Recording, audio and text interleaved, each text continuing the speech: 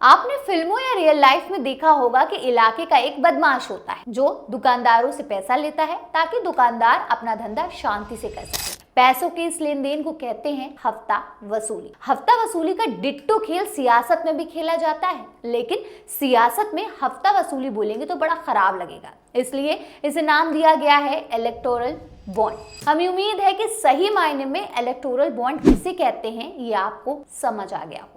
नमस्ते, मेरा नाम आमिना है और आप देख रहे हैं आपकी खबर।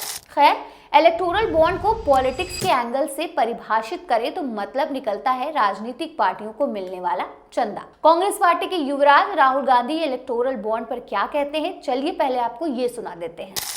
पॉलिटिकल फाइनेंस का सिस्टम है, उसको साफ करने की बात की थी और इलेक्टोरल बॉन्ड्स का जो कॉन्सेप्ट है वो नरेंद्र मोदी जी ने डेवलप किया और उसको इम्प्लीमेंट किया। बेसिकली जो नरेंद्र मोदी जी ने इलेक्टोरल बॉन्ड का कॉन्सेप्ट रखा है वो दुनिया का सबसे बड़ा एक्सटॉर्शन रैकेट है। तो सुना आपने, राहुल गांधी इलेक्टोरल बॉन्ड को extortion money, anti national activity और ना जाने किन किन चीजों से जोड़ रहे हैं।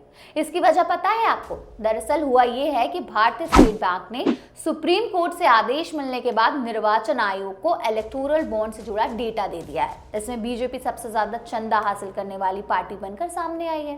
बीजेपी को 60 अरब का चंदा मिला है। सबसे ज्यादा चंदा हासिल करने वाली राजनीतिक पार्टियों में दूसरा नंबर आता है ममता बनर्जी की तृणमूल कांग्रेस का, जिसे 16 अरब चंदा मिला है। तीसरे नंबर पर आती है कांग्रेस पार्टी, जिसे करीब 14 अरब चंदा मिला है। तो इससे ये पता चलता है कि चंदा लिया सबने है, लेकिन फिर भी ये एक एंटी नेशनल एक्टिविटी है बतौर राहुल गांधी के। अब आपको ऐसा नहीं लगता कि राहुल गांधी की हालत खिसियानी बिल्ली खंबा नोची जैसी हो गई है? बीजेपी को मिलने वाला 60 अरब का चंदा अगर कांग्रेस को मिल जाता तब तो इलेक्टोरल बॉन्ड राष्ट्रवाद का सबसे बड़ा उदाहरण होता, लेकिन कांग्रेस जो महज 14 अरब तक रह गई तो ये एक उसे एंटी नेशनल एक्टिविटी लग रही है। खैर, सवाल ये आता है कि जब राहुल गांधी की पार्टी ने खुद इलेक्टोरल बॉन्ड के जरिए चंदा हासिल किया है, फिर वो इतना क्यों आग बबूला हो रहे हैं? ये कॉन्फिडेंस उनको तब दिखाना चाहिए था जब वो इलेक्टोरल बॉन्ड के इस फेर से अपनी पार्टी को अलग कर लेते, लेकिन उन्होंने ऐसा नहीं किया। चंदा भी लेते रहना और उसे कोसते भी रहना, दोहरा चरित्र किसे कहते हैं, ये शायद हमारे दर्शकों की समझ में आ गया होगा। खैर, इलेक्टोरल बॉन्ड से जुड़ा जो डेटा सामने आया है उसमें इस बात की जानकारी नहीं है कि किस बॉन्ड को कौन सी पार्टी ने बनाया है, मतलब कैश कराया है। इसलिए ये नहीं कहा जा सकता है कि किस कंपनी या इंडिविजुअल ने किस पार्टी को चंदा दिया, लेकिन कुछ टॉप के इलेक्शन डोनर्स के नाम हम आपको बता देते हैं।